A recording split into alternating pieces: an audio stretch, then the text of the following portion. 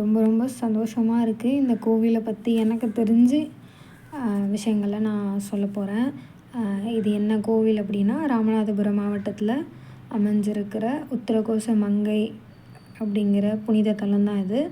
3000 வருஷத்துக்கு முன்னாடியிலிருந்து பழமையான கோவில் இது. இன்னொன்று சொல்லுவாங்க, உலகத்திலேயே முதல் தோன்றின சிவாலயம் எது அப்படின்னா இந்த உத்திரகோச மங்கை அப்படிங்கிறது. இதில் வந்து ரெட்டை கோபுர வாசல் தான் இருக்குது. இது வந்து சிவசக்தி அப்படின்ற கோபுரம். கோவிலுக்குள்ளே போகிறோம் அப்படின்னா இடதுபுறமாக இந்த கோபுரம் அமைஞ்சிருக்கும். எல்லாமே வந்து இதில் இருக்கிற இந்த கலர் பெயிண்டிங், இங்கே இருக்கிற அமைக்கப்பட்ட சிற்பங்கள்லாம் அந்த கோபுரத்தில் பார்க்குறீங்கன்னா உயிரோட்டமாக இருக்குது. நான் இதை வீடியோ எடுத்துகிட்டு நான் ஃபோனை வச்சுட்டு ஒரு 1/2 hour கிட்ட இதை நான் 2 கோபுரத்தையும் என்னை மறந்து நான் பார்த்தேன். ஏன்னா அவ்வளோ உயிரோட்டமான கதைகள் சொல்கிற மாதிரியான உருவ சிற்பங்கள் தான் அந்த கோபுரத்தில் அமைக்கப்பட்டிருக்கு.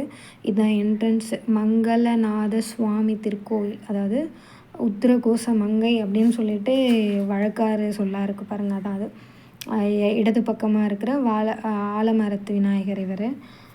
அதுக்கப்புறம் இந்த கோவில் இந்த மாதிரி ஏன் கூட்டம் இல்லை, அப்படி இதை கொஞ்சம் குறைவாக இருக்குது அப்படின்றது தான். காலையிலேயே போயிட்டேன். காலையில் போனது, இது கோவிலோட வரலாறு, இங்கே முருகரோடது. இவர் தான் வந்து இவர் பேர் சரியாக தெரியல, மன்னிச்சிருங்க, ஞாபகத்தில் இப்போ டக்குன்னு வரல. இந்த கோவிலோட தூண்கள்லாம் ரொம்ப ரொம்ப பழமை வாய்ந்தது. இன்னமும் அழகாக பாதுகாக்கிறாங்க. அந்த காலத்துலலாம் வந்து நம்ம நினச்ச இடத்துல விளக்கேற்றுவோம், நினச்ச இடத்துல அப்படியே அந்த விளக்குல எண்ணெய் இருக்கிறதெல்லாம் அங்கங்கே தடவிட்டு போயிடுவோம். மொத்தமாக நம்ம காலி பண்ணிடுவோம் அந்த இடத்த. இப்போ ரொம்ப இந்த இடத்துல ஏற்றக்கூடாது, அதுக்குன்னு தனியாக ஒரு இடம் கொடுத்து விளக்கு ஏற்றுறதுக்கு, தீபம் ஏற்றுறதுக்கு, கற்பூரம் ஏற்றுறதுக்கெல்லாம் அனுமதி கொடுத்துருக்காங்க அங்கே. அதாவது சாமிக்கிட்ட ஏற்றக்கூடாது, அதுக்கும் நிறைய இடம் கொடுத்து பண்ணியிருக்காங்க. அதெல்லாம் ரொம்ப நல்லா இருந்தது. இந்த மாதிரி ரொம்ப அமைதியாக ரொம்ப நிறைவாக இருந்துச்சு எனக்கு. இவர் வந்து முருகர், சனீஸ்வரன் இவர் தான் முருகர், வள்ளி தேவானையோடு இருக்கிறாங்க. இந்த சிற்பங்கள்லாம் பாருங்கள், ரொம்ப ரொம்ப அழகாக இருக்குது. இது வந்து மங்களநாயகி அம்மா கிட்ட போகிற வழி.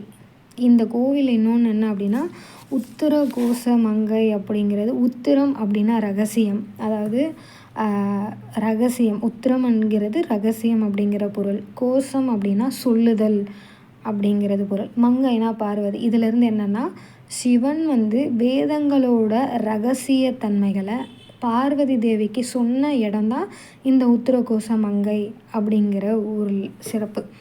இதில் இன்னொன்று என்ன அப்படின்னா, மரகதத்தால் ஆன 6 அடி மரகத நடராஜரோட சிலை இந்த கோவிலில் அமைக்கப்பட்டிருக்குது. இதில் வந்து டிசம்பர் மாதத்துலேருந்து ஜனவரி மாதம் வரைக்கும் சந்தன காப்பு, ஆருத்ரா தரிசனம் அப்படிங்கிறத ஐயாவுக்கு பண்ணுவாங்க, நடராஜருக்கு பண்ணுவாங்க.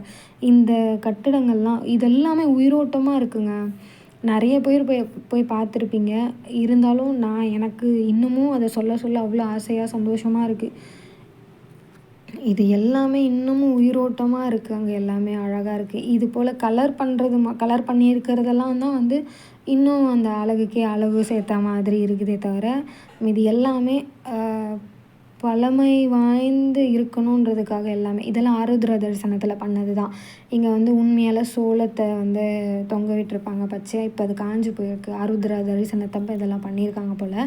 இங்கே பாருங்கள், விநாயகர் மேலே ஒரு அம்மையார் உட்காந்துருக்காங்க. சிங்கிளாக இருக்கிற விநாயகர் போய் இன்றைக்கி அவர் ஜோடியாக இருக்கிறாரு, பாம்பன் ஐயா. இவரோட ஒரிஜினல் பேர் வந்து அப்பாவு, அதாவது இயற்பெயர் அப்பாவு, முருகர் பாலமுருகன். ராமநாதபுரம் மாவட்டம் பாம்பனில் இருக்கிறவர் தான் பாம்பன் ஐயா. அதால் தான் அவரை பாம்பன்னு சொல்லுவோம். இந்த குளம் வந்து கோவிலில் இருக்கிற மீன்கள்லாம் வந்து ஒரு சித்தர்கள் அப்படின்னு சிலர் சொல்லுவாங்க.